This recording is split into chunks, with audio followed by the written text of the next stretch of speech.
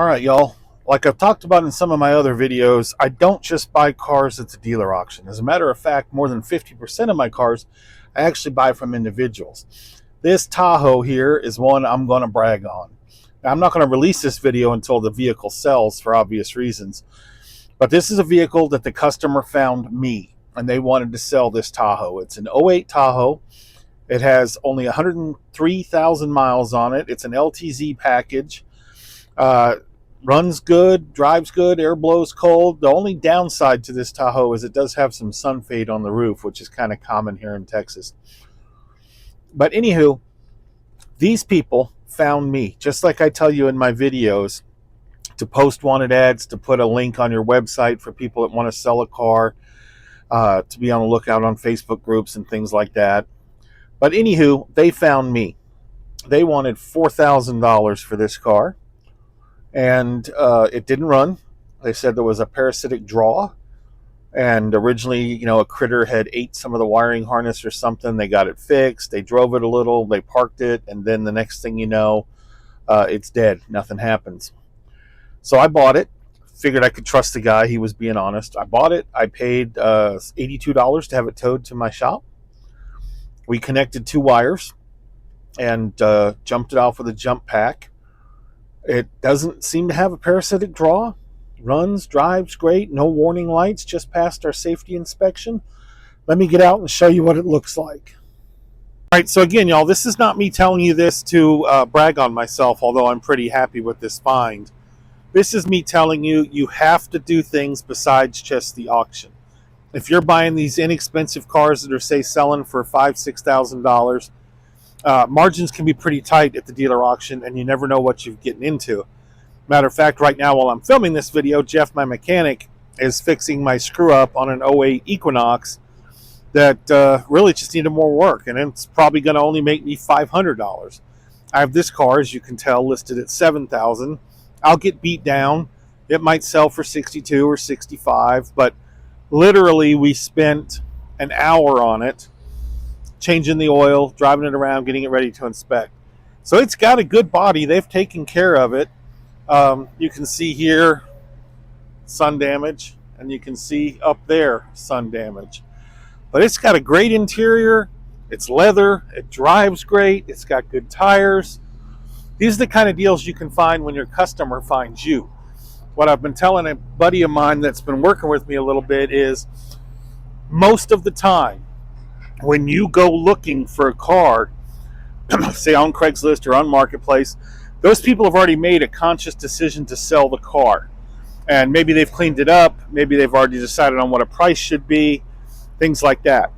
But when people find you, like when they go on your website to list that they have a car for sale, or when they answer your ad that you buy a certain kind of car, they may not have been thinking about selling that '04 Honda that's been inside their house for 6 months, until they saw your ad, and then they said, shit, he buys Hondas, let me see what he'll give me. And then you get to set the price, and they haven't cleaned it out, and you're the only one looking at it. So that's the tip to this video, guys. It's about buying cars from places besides the dealer auction and increasing your margin so that you can offset those piss poor margins that we all get stuck with sometimes. Hey everybody, this is Tom. If you're still watching my video, that means you're watching this plug.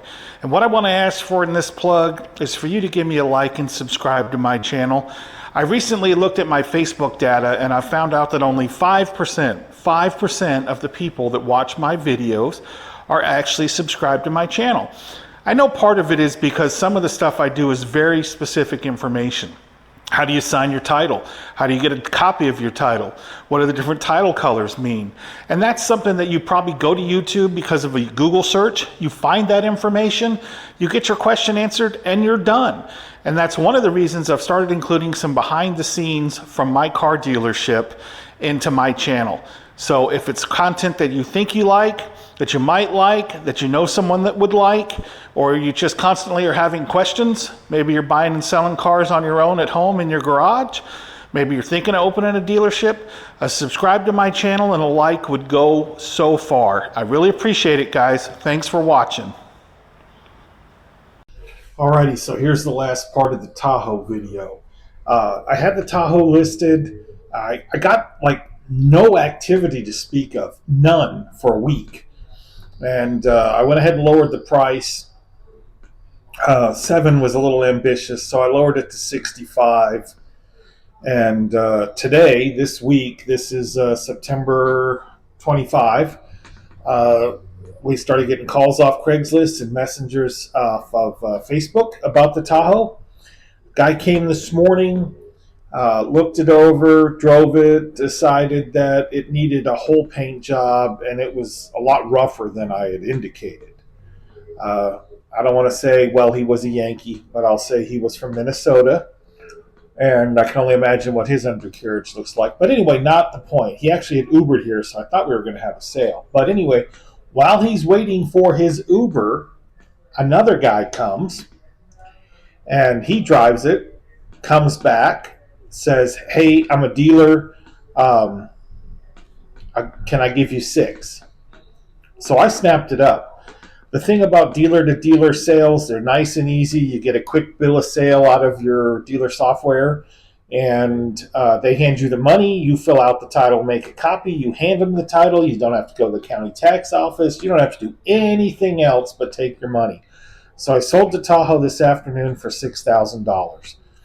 All in on this Tahoe, I think I've recapped this, but maybe not. I paid $3,500 for it.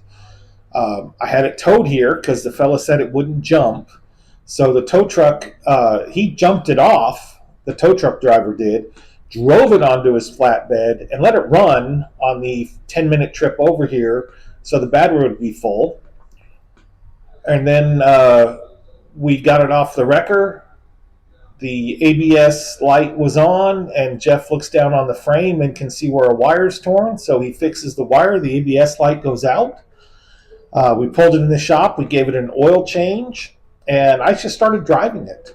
And we had to go get it inspected. So anyway, all in, I still made $2,400 on this Tahoe. And I bet I spent an hour polishing that hood. And we did the oil change and got the inspection, and I drove it until it sold. So big win. And that's the point to my channel where I'm trying to help other dealers that are just getting started that think you got to have nice fancy cars or whatever. Not necessarily the case. And so, yeah, that was the Tahoe. The Tahoe sold.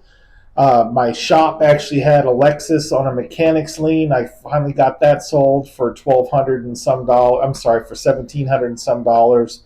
So I recouped my money out of the repair. That was fine. And then Jason, that's been working with me, he's a relative and a friend. He bought a POS Pontiac G7 that was rusted with 227,000 miles. He overpaid on it. I got that sold for him today. We only made a $600 profit, but it was, one, his first car, and two, if you think about it, it was less than 30 days. He paid 12, and we sold it for 18 plus TT&L. So that's a 50% return in less than 30 days. That's pretty darn good. Anyway, that's my video, guys. I know I've slowed down on the videos a little bit. Lucky me, I've actually had a little more activity going on at the shop and at the car lot. Thanks for watching. Give me a like and subscribe, and we'll talk to you soon.